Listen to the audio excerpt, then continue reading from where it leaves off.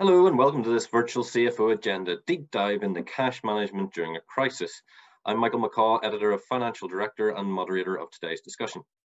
We're going to be looking at how organizations approach variable spend, so those products and services used for business operations such as office supplies, events, software subscriptions, flights, type of things that often go on cards, whether in company credit cards or through reimbursements, and how much of a challenge it is to keep these things under control, particularly in times of a crisis. Over 50% of companies admit to not having full control and visibility over spending. So we're going to be touching on how technology can really assist during parts of our conversation today. So with me today, we have Dynshaw Italia, CFO of Soldo, Adrian Lee, Group Financial Controller at Passion Pictures, and Edward Parks, CFO, LHI Group. Gentlemen, thank you for joining me today. Thank you. Hello. And dear audience, if you'd like to submit a question, please do so using the function above the viewing window, and we'll come to you either during the discussion or just at the end. We've also got a poll which you can fill in just beside the Q&A, and the question is, variable spends are a real bugbear for finance departments. How comfortable are you that you have them under control? So if you'd like to fill that out either now or in, say, the next 15-20 minutes, we'll come back to that and review the responses. Also, worth a note, if you'd like to provide feedback on the session today, please do so again, just on the screen. So without further ado, let's jump straight in. Ed, how have the past few months been? Yeah, certainly very different to normal. Sort of had to scratch my head and remember sort of the 2008, 2009 recession and work out what we're doing there. Yeah, my business is in recruitment, so probably 60% of my cost is people around the world. So just really working out. I think we're lucky we're in 4 or 5 different verticals. So whilst a couple of verticals were hit harder than others, we still had some sort of buying clients in some hot areas. So certainly, the finance team got worked, making sure that survival mode was achieved. We had sufficient cash flow. Our debtors were going to pay us. Our forward invoice book was still going to be a forward invoice book. We worked fairly quickly as a team across our different offices to make sure that we had sufficient cash flow and got through the survival mode, and then now try and see it as is there opportunities moving forward to help us as our business advance. So, but yeah, certainly stressful sort of 2 to 3 months. Absolutely, and different realities just as time progresses. Yeah, definitely. Dynshaw, how have the last few months been? I would say challenging, yet we have to adapt. I always believe in circumstances like this, you adapt or you die. It's as simple as that. I know it's a bit drastic, but that's the reality. I mean, for us, it's about extending cash runway as much as possible, doing that through controlling costs, looking at other sources of financing, looking at new use cases, because you can always pivot your business. Obviously, looking at trying to look after your employees, working with customers and suppliers, and just doing whatever we can to get through this crisis. And then most importantly, be ready for when the crisis gets over. And Adrian, what are your thoughts there? How have the last few months been? It's been different. We've kind of been, so we have 2 different studios in my firm. We're an animation studio and a documentaries production studio. So both sides have been very, very different. Obviously, because you can't do a lot of live action. So on that hand, everything has to stop or on pause. Things are a lot slower on that side, a lot fewer projects coming in, but vice versa, animation, because a lot of our work is already just on computers, or a lot of our work is done remotely already. So in a way, animation was a lot more prepped to answer to this COVID crisis, which is quite interesting. On top of that, a lot of, I think, places that used to do live action are now looking at alternatives like animation to see how they can use another form of media, I guess, to help backfill whatever they need. But of course, animation productions also has a very different timetable and production schedule than live action. So it's trying to accommodate where we can and respond where we can.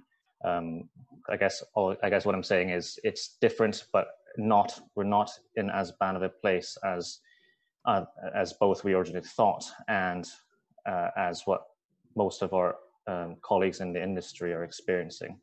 I'm quite grateful. quite grateful for that, actually. I guess it's in many ways it's about how prepared you were as the crisis hit. Yeah, very much so. Again, I think we're quite fortunate that we're already putting in place capabilities that were off-site, like pushing for cloud computing, because we do so much server-side rendering for animation. So things like that, we've already been pushing towards that cloud-based SAS type of architecture. So it's good that it just I think it's just kind of pushed things forward a lot quicker than we were already, but it did make things a lot smoother and easier, I must admit. I guess it's about how well you can and how well you have embraced agility.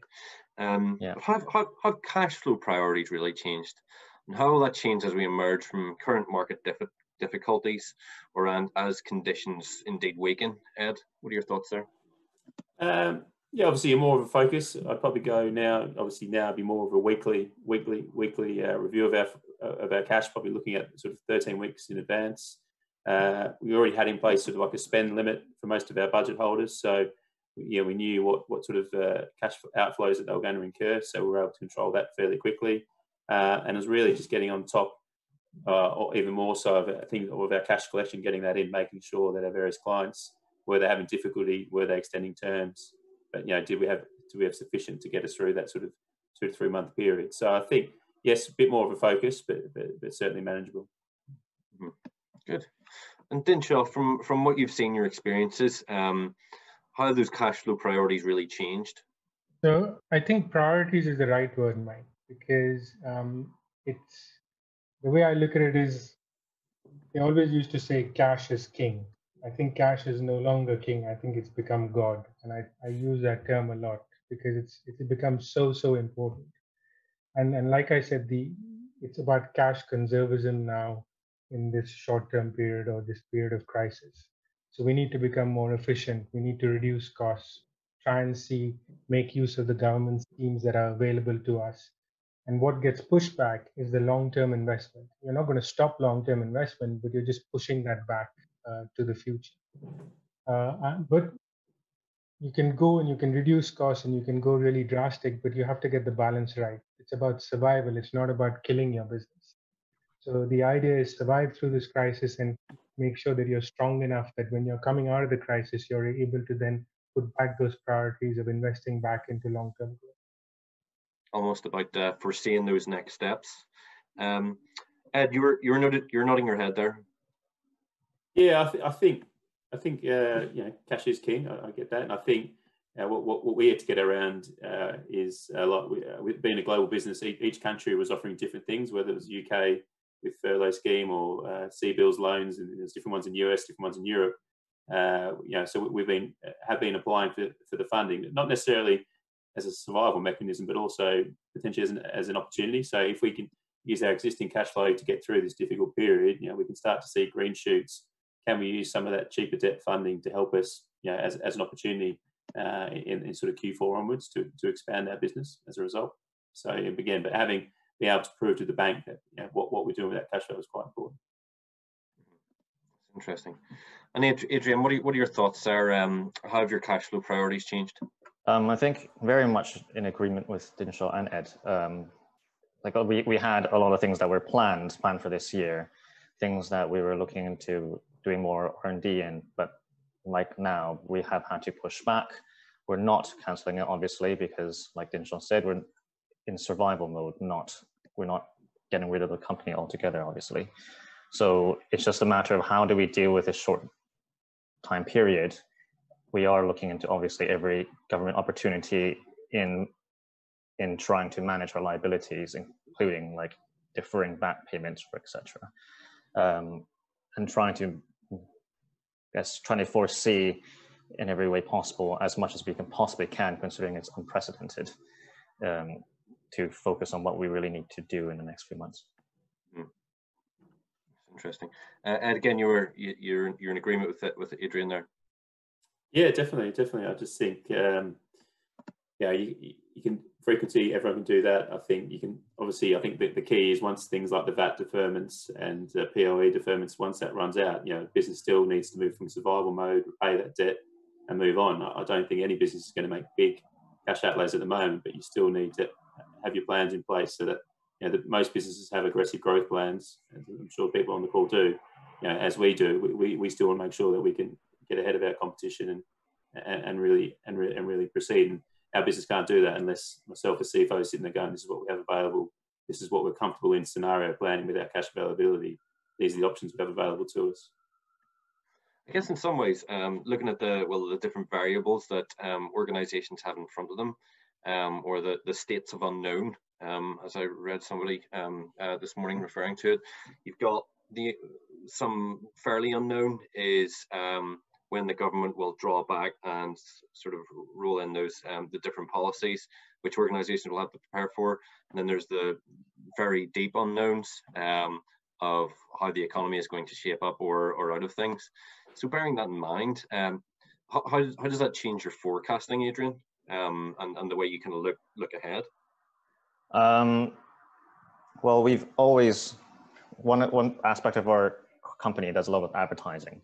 So that already, I think, so our company is innately has always had to respond to, I guess, clients that come in further down the road.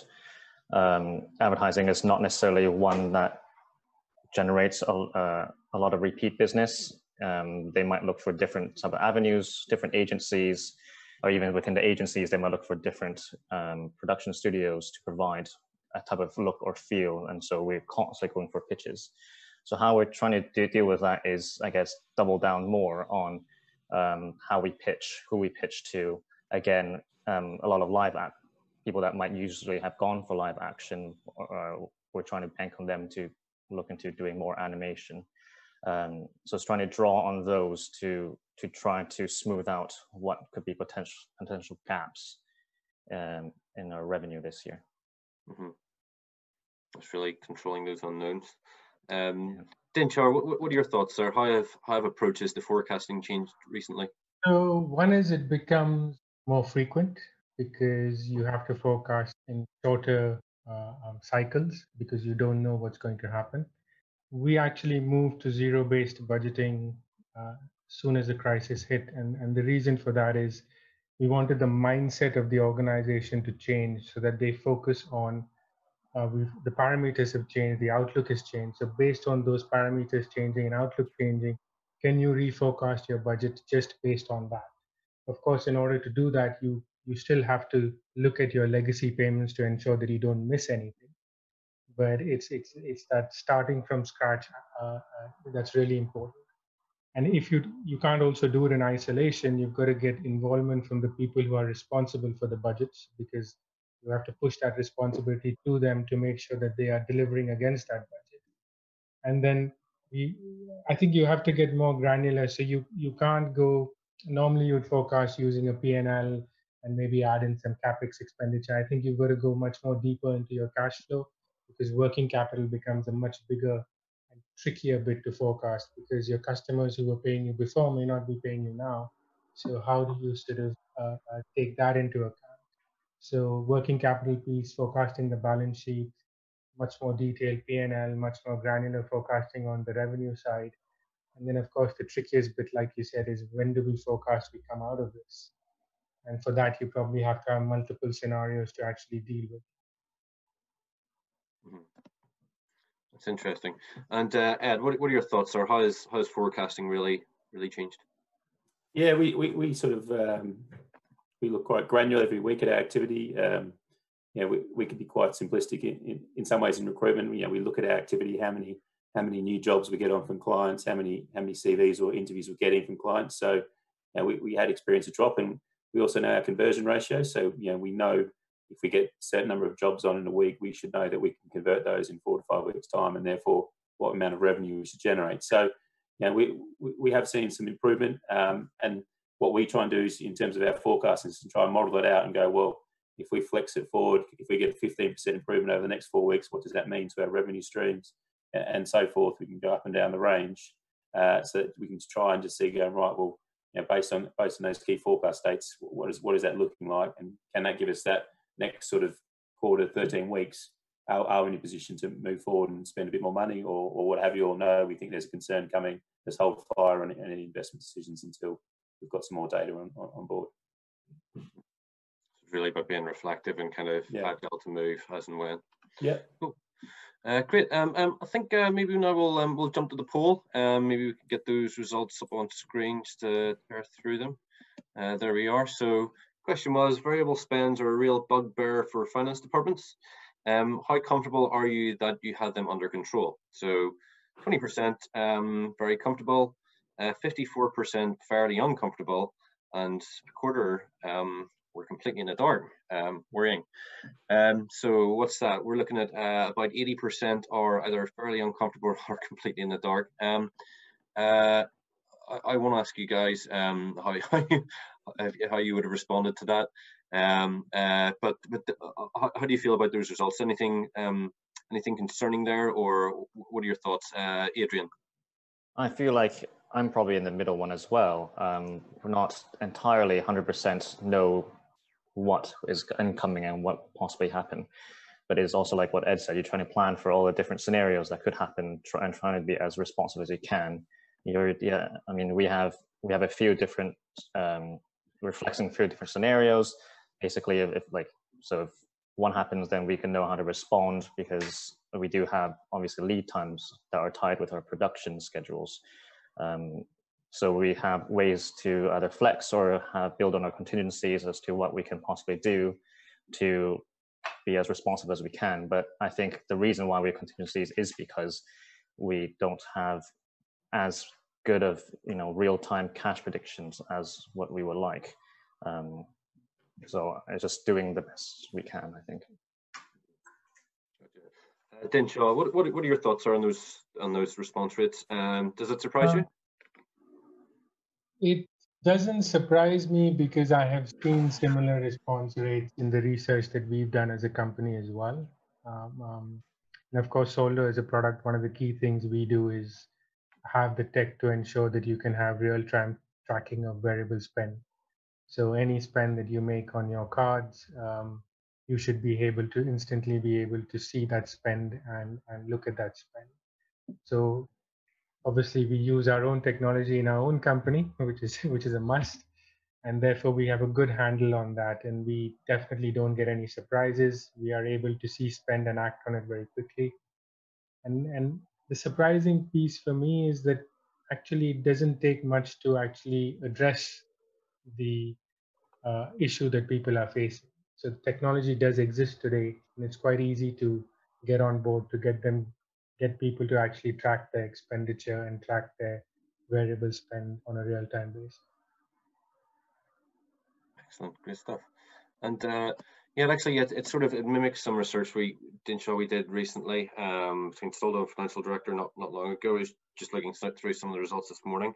70% of respondents said that they spent between a day and 2 weeks dedicated to investing company-wide spending, which kind of shows how much resources really put into kind of trying to get insights.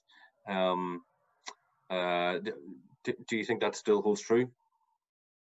Not if you have. So generally what we find is you need to invest time in setting up the controls that you need on your spend. But once it's set up, it's then very easy to manage and very easy to control and very easy to track it. That's the key. But it shouldn't be as big a problem as it is. Mm-hmm. That's the reality. And Ed, what are your thoughts there? Yeah, I think we moved to sort of online technology such as Soldo probably about 2 years ago. I think we had exactly the same problems with scratching our heads. We'd get expense claims, uncontrolled expenses, and no chance of sort of claiming it back. So as our business was growing overseas, we wanted to be able to, I can log in online now and see any of my office holders in any country and see what their limit is. I can set their limits, so I know they can't overspend. They know what their remit is in terms of what they can and can't spend on. They have to submit receipts, otherwise they can't use the product going forward. We'll ban it. So in terms of visibility and tracking, it's worth it. Originally, I was put off. I'm like, I don't want to spend money on cards, but in terms of the time it saves my team and just the visibility and the flexibility, it's a no-brainer, especially having local currency rather than just sterling. Again, our staff didn't want to spend their own money incurring work costs. So it works on both sides. The employees like it, and we can see the flexibility whilst controlling the spend. And that really lifts the insights that you're able to kind of pull from all the information you're able to get. Yeah, completely. It's all itemized. You can see where they're spending it, what they're spending it on. They upload the receipts very quickly off their phone, so it's not a burden for them having a shoebox of receipts at the end of the month. So I think it works for both parties very well for insight. Cool. Okay, and thanks to your audience for submitting those votes. We've had a few questions in. Please do keep them coming. Continuing on with our discussion, Dynshaw, how important is the ability to assess on a real-time basis at the moment? I think it's fundamental whether you're in a normal business or you're in a crisis like it is right now. So I think it's important in both ways. It obviously enables decision making to be much quicker. You no longer have to, you can't afford to wait 1 or 2 months to know how you performed and where your expenses are. I mean, those days are, I think you can't do it anymore. You can't wait to know that you've overspent somewhere. But also one of the things that I find, which is most, and this is through my previous experience, it's the real-time tracking allows you to fail faster.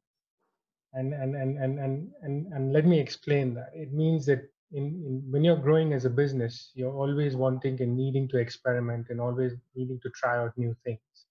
Some of it's going to work, some of it's not going to work. The things that don't work, you want to switch off as soon as possible. And if you don't have that real-time tracking, you're going to continue to bleed cash, trying to see whether the thing has worked. And if you wait too long, you've lost too much money there. So the ability to fail faster, I think, is really, really critical for me, especially in growing businesses. And that's why I think real-time tracking is absolutely fundamental. And of course, quicker decision-making is really, really essential in today's world. Interesting. And Adrian, I believe you utilize real-time insights on spending and budgeting. Was that always the plan, or did you decide you needed to do so recently as markets deteriorated? We've always had the goal of getting there. I think real-time tracking is always kind of the gold standard, I feel like, of all finance departments. It's where we always want to be, basically get as much data as possible, as live as we can possibly can. We've always moved towards that. Again, like with Ed, we've used Soldo for a little while, and I think that really helps us with getting as much transparency as we possibly can, and that really helps us, I think. One thing I did find interesting was that our variable spend has actually decreased since lockdown, actually. So if anything, it's been a lot easier. We've always had a really strong focus on project budgeting, and I guess maybe because there's less client T&E and things of that nature, less travel. So variable expenses have invariably dropped, but real-time spending is always something we're planning to get at. And Ed, what about for yourself? Was it something that you felt you needed to quickly move to, or was it a kind of a long time progression? Yeah, that's something we've had for a little while now, more just because of, I think, growth and systems. I think before we had cloud systems that were just weren't fit for purpose. We had a finance team in different parts of the world. It's getting very clunky. They couldn't log in potentially at the same time and give us that visibility. So we thought as part of our growth, we needed systems that could provide us with that information. A majority of our finance function comes from the UK. So we wanted to have that visibility across all geographic locations. So we decided to move that a little while ago. Interesting. And just on that, and given the pressures on organisations at the moment, how do you assess which variable spends to prioritise? Ed, sticking with you. I think looking at the variable spend, I normally ask, well, at the moment I ask two questions. Is it buying us time? But I think we're out of that stage now, but more, is that variable spend what revenue is going to be created at the back of it? So, it's easier discussion to have with my head of marketing wants to spend marketing because I want to try and generate new revenue. Whereas if it's my business services and it's more an office cost, I might be more sort of conservative in that and go, well, do we really need to do it? So, but at least I think with that visibility, and if there's a decent business case argument, it's a lot easier to sign off on an educated decision with that sort of visibility behind it, rather than just sort of in the air going on, yes or no. That's interesting. And Adrian, do you guys have a similar approach? I guess slightly different, because a lot of where we do have variable spend is usually to do with freelancers, since we use so many of them. Even though a lot of them are relatively regulated by the APA or different industries, film industry standards, it is still a variable cost because well, it's not payroll, is it? So I think, especially during the past 3 months, I think that has still remained our focus, is to try to make sure that we are encouraging talent and keeping them where we can, still using them where possible. I think that has been our main priority. I think freelancers and contractors have had a particularly difficult time, especially during the government announcements, when it wasn't really sure who was supported and who wasn't supported outside of the furlough scheme. So yeah, that was very much our main focus.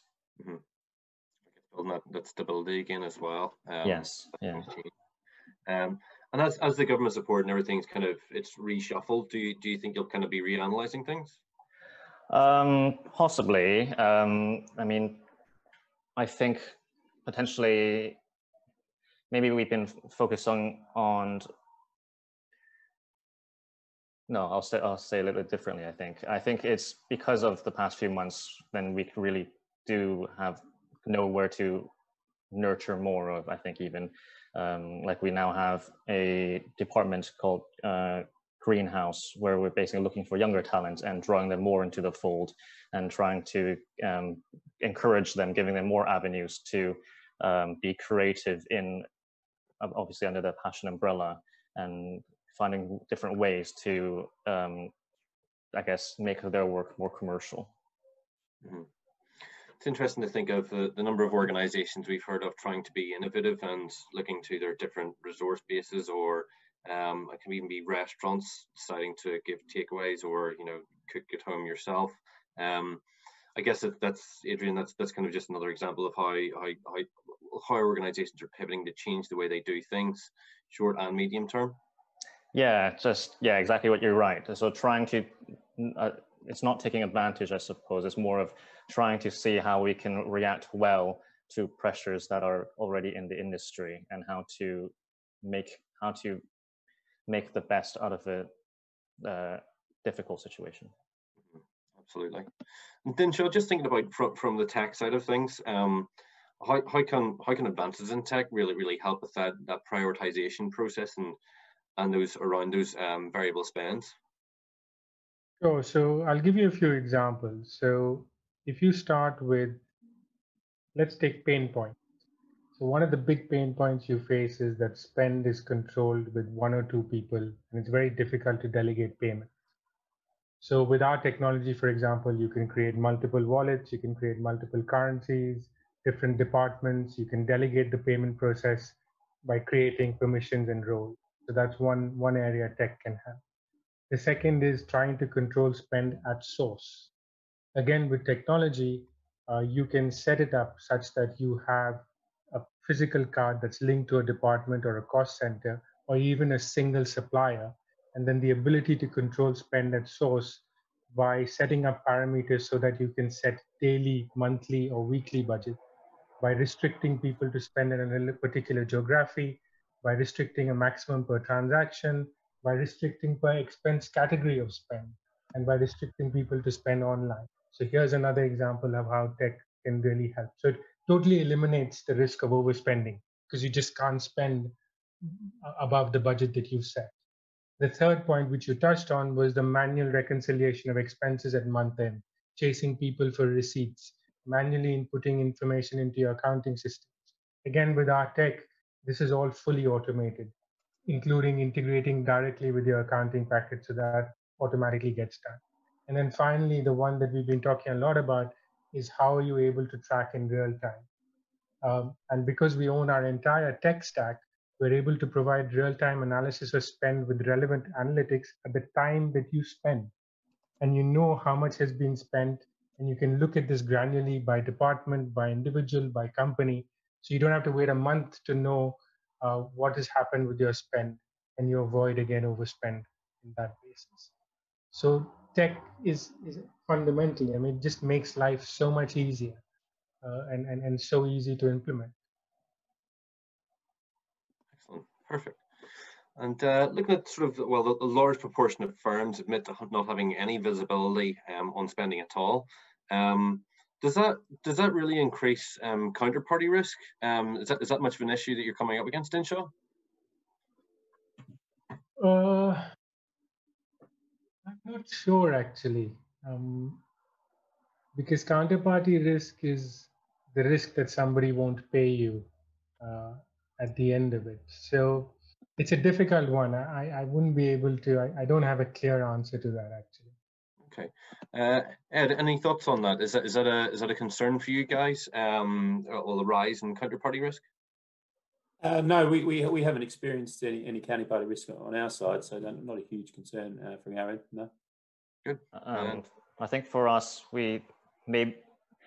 our collections have still been quite fantastic. Actually, must give a lot of credit to my team for that. But that being said, it has been quite noticeable that the days that it takes to collect is much longer. Everyone's clearly holding on to their cash for a longer period of time, just in case, I imagine.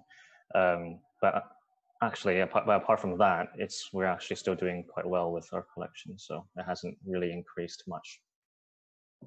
Good, excellent. And just thinking about, there are a lot of firms who had not embraced technology solutions pre-lockdown. I mean, we're still hearing from finance departments who lean very, very heavily on spreadsheets and Excel, which of course is a powerful tool, but does have its limitations. How much of a disadvantage do you think those organizations would be today? Ed?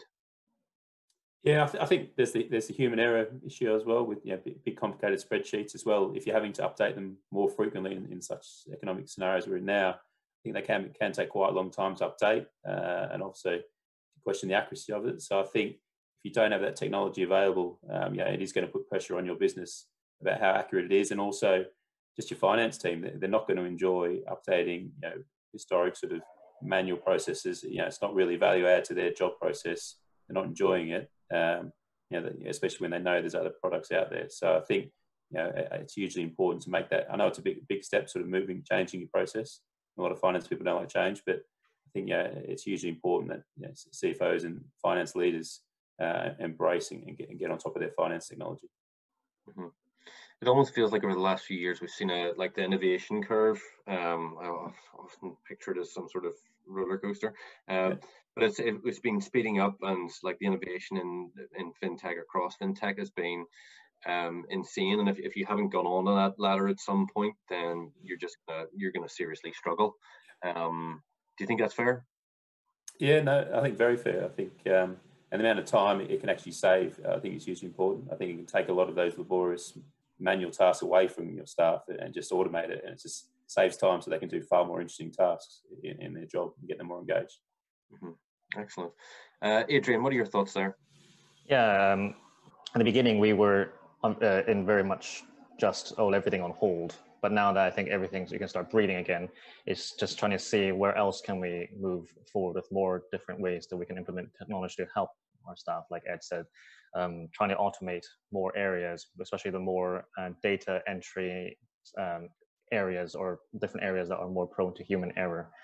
But in contrast, though, I think ultimately, even with a very tech-heavy type situation or a process that can really help, it is still heavily reliant on good quality data. And I think that is my experience here of trying to make sure that we are continuing to put in data well and making sure that everyone who's using the technology is putting in data the way it should be used and using it to utmost in the way that actually is most helpful to them. Otherwise, you're changing technology, but it's not really helping, and that I don't think that goes anywhere, unfortunately. Of course, that's how the tech stack falls apart. Yes. Dynshaw, what are your thoughts there? So organizations moving into the crisis. So I agree with what Adrian said, the data piece is actually fundamental. But if you just take our technology, for example, it needn't be a disadvantage to people because it's so easy to sign up with us, for example. You could be up and running in 24 hours. You just have to download an app or web console, set up how you want to control the expenses, order some cards, and you're ready to go. So there are going to be some pieces of tech like ours that shouldn't be a disadvantage because you can instantly go with them. There are going to be other pieces of tech that maybe need more implementation and more investment of time and more things, but they are long-term investments that you need to do, because if you don't, you're going to be left behind. So tech is absolutely critical. And what's happening in today's world is everybody is getting so used to working in an on-demand environment in the consumer and physical world in the day-to-day lives, that sort of demand is now coming in business lives as well. And people are demanding things much quicker, much faster, and without tech, you can't get.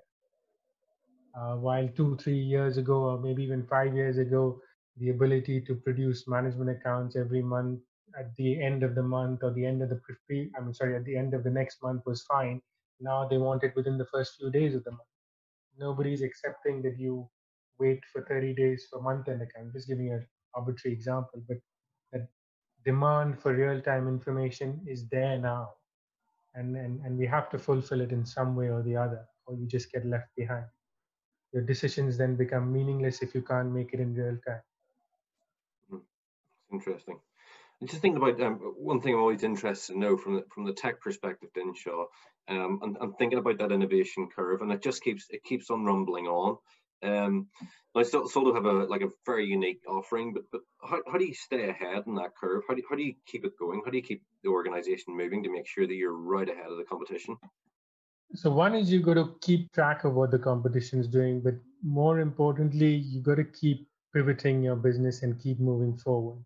So when this crisis happened, for example, one of our key use cases was using the Soldo cards for travel and entertainment business. With travel and entertainment going down to zero, what else could you use our card for? Of course, we knew you could use it across the entire tech stack, so the entire spend area, but now we're looking at how can we push people using it for other use cases, for software, for SaaS services, for digital marketing services. We had an amazing use case recently where the Italian municipality came to us and said they were looking at trying to get food vouchers to people within Italy or within a particular municipality. And we said, why don't you use Soldo cards instead? Because one, you can give people cards rather than vouchers. The second thing is you can control the amount of spend that they have on food and limit them to spending an amount per week rather than just going and spending the whole amount in one go. And then later on, if you want to extend this, you just top up the cards and you don't have to keep sending them food vouchers again. And then the last piece that they really loved was the fact that if somebody has not used the particular money on their card, they could just take it back because the money is still there, still it's spent. So this is an example of a use case of we've invested so much in our technology that it's about adapting it to what's available in the market so you can continue to be innovative and creative and grow. Excellent. Thank you for that. Great to get an insight into what that corner of the market is doing and how it's driving things on. A few questions from our audience. So do the panelists cash forecasts include assumptions of when they expect a return to normality? And if so, when is that for their individual businesses? Maybe we can just putting for your individual businesses, feel free to put that to one side if you wish. But is that something that you build into your forecasts, that return to normality? Ed? Yeah, yes, we do. Again, we factor it in. We're sort of doing gradual increases. So again, we look at our sort of 4, 8, and 13-week historical data, seeing how we're performing. and then on that basis, we do our forward forecasting. So we look for our cash flow at either 13 weeks or sort of 6 months, and we'll factor it in. So we might say, right, well, there's a 20% increase in sales over, say, 2 to 4 weeks, and then we're more confident about weeks 5 to 8, so we might increase that to 30-40% increase, and so forth, with the view, we know when our historical sort of seasonal peak times are. We're still seeing our clients engaging with us. So yeah, we sort of do a gradual increase over that sort of 13-week period to factor that increase. Interesting. And Dynshaw, what are your thoughts there? Are you including assumptions? Yes, we do. So we do. So we start off with a long sort of pessimistic scenario that nothing gets back to normal till Q1 next year, so maybe April next year, and then we create multiple scenarios before that. So what if it actually things get better from the 1st of Jan? What if things get better from the 1st of October? Nothing's going to get better till the end of June, we know that. But we are in a fortunate situation that we do see trends of spend in our business. So we can see whether travel and entertainment spend is picking up, whether other spend is picking up at a granular level. And so we're able to see recovery quite quickly. And we're seeing, for example, in Europe, travel and entertainment spend is starting to get back. It went down to about 10%. Now it's back to about 40% in terms of the spend. UK is still very, very low at the moment. That hasn't started to kick off. So based on that, we adjust our forecast accordingly. But the challenge, like we said, is do you forecast, for example, a second wave?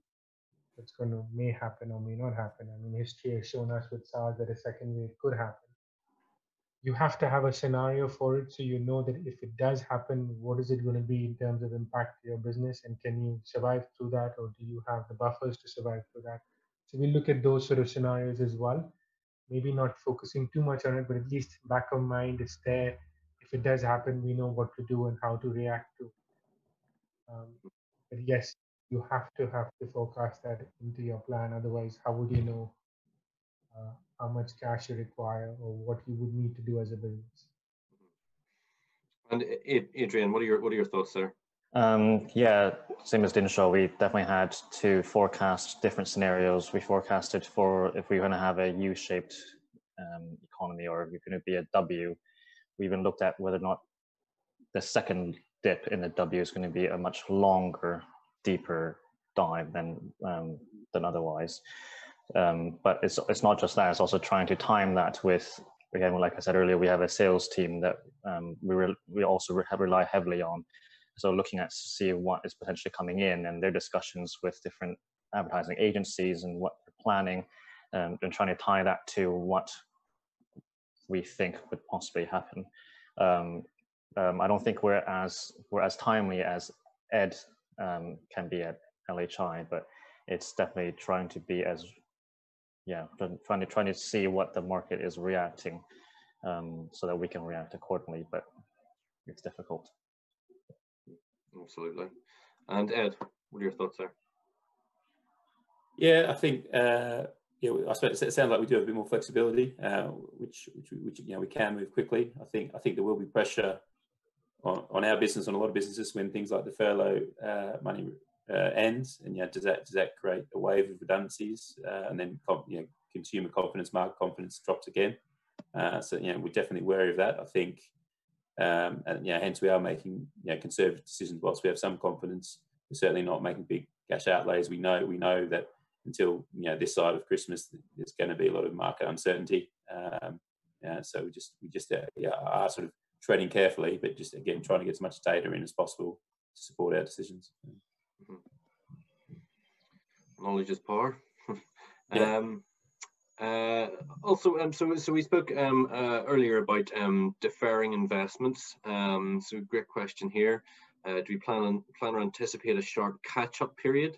And if so, what are your plans for rephasing of those investments? Ed? Yeah, I think, as I said earlier, we're trying to preserve our normal operating cash flow as much as possible, making sure the business is in a reasonable position. We have taken out some of the government-backed funding across our group, but with a view that we might be able to use it as an opportunity. We think it's cheap debt. B, we think our competition, some of our competition might not be performing as well. So we see that as a position where we could get some increased market share, whether that is through acquisition or marketing spend or increased employee headcount. We think there's potential opportunity there if we could see that market continue to rise. Mm-hmm. Interesting. Dynshaw, I suppose it's a curious situation for you guys. Well, I know or I've been informed that tech spending at major institutions it's increased. Maybe that's because of connectivity or something more advanced. But do you see investments in projects taking off? Is that going to be like a sharp reaction or kind of a phased out period? I think it'll depend on the opportunity. So I think the reality is that at the end of this crisis, a lot of businesses won't survive. It's unfortunate, but that's going to be the reality. The question then is there an opportunity for businesses that do survive to take market share at that point in time? So do you then overinvest at that point in time? Again, it's very difficult to say, will we accelerate our investment or will we not? It'll depend on the circumstance. If there's an opportunity to accelerate and there's a benefit to do that, of course we will accelerate it because we've kept the cash to do that. So I wouldn't say we'll do it or not. All I will say is at the time we will decide, but we will have the option to overinvest should we need to. Mm-hmm. Excellent. And Adrian, what are your thoughts there? I think we were already before March. We're already looking to see where different industries or different media that we can expand into. Like we're launching our experiential, like immersive media arm. We also were already expanding into bulking up our real-time animation productions. So I think what this period has, if anything, it has sharpened or honed our minds into focus on specific areas to invest rather than just having a more broad brushstroke. I think we should look into 1, 2, and 3, but it's more specific on, let's focus on these 2 areas and let's focus on how we want to approach it. I think that has been the silver lining of this period. Mm-hmm. Interesting. Yeah, I think there's you take what benefits and what plus points you can at the moment. That seems to be the underlying impact we're seeing today. Okay, gentlemen, I think we'll wrap it up there. If that's all good with you guys. I've certainly learned a lot. I've been scribbling down quite a few notes. We have a couple more questions from the audience, which we'll pick up a little bit later today and come back to everybody. Otherwise, Adrian, Ed, Dynshaw, it's been an absolute pleasure. Thank you for joining us today. Thank you to our audience, and we'll be back with the next CFO panel discussion on Thursday. Thank you all for your time. Thank you.